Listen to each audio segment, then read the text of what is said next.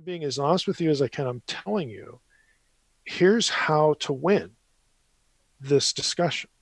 Here's how to bring me from where I am to where you are. These are the things I must know.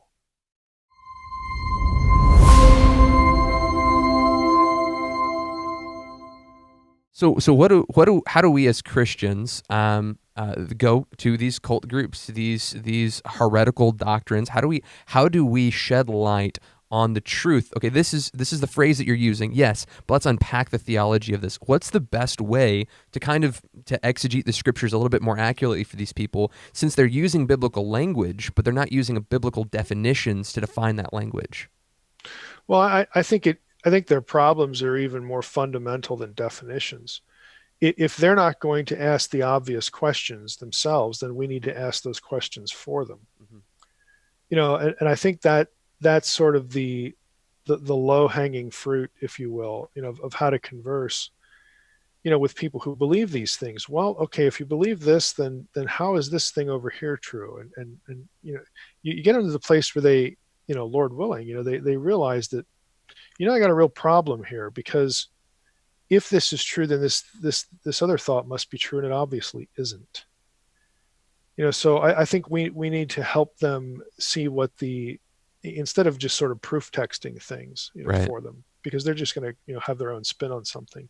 I think you need to ask the probative questions that um, extend from this thing they are wanting you to believe. And often in Q&A, and I do this a lot, because especially if it's like at a, one of these sort of fringe events, or like a paranormal talk show or whatever, where I view part of my purpose being there is to give these people a better view of scripture, and to restore Jesus' reputation a little bit, in their heads. And they might, they may not, they might hate the Lord for good reasons or bad reasons, they're stupid reasons, or, yeah, kind of understand that reasons, personal pain and whatnot. But what I typically try to do is, look, for me to change my mind and come over to your side, here are the 5 or 6 things I need.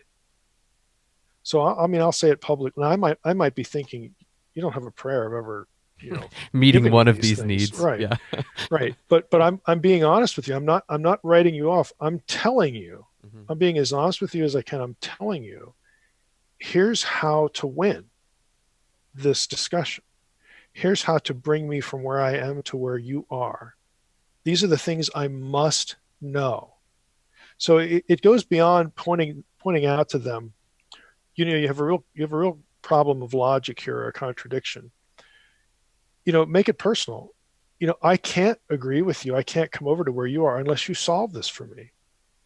So solve it for me. I mean, can you help me? Can you do that for me? Because I'm willing to listen. And if you can do that, we're good.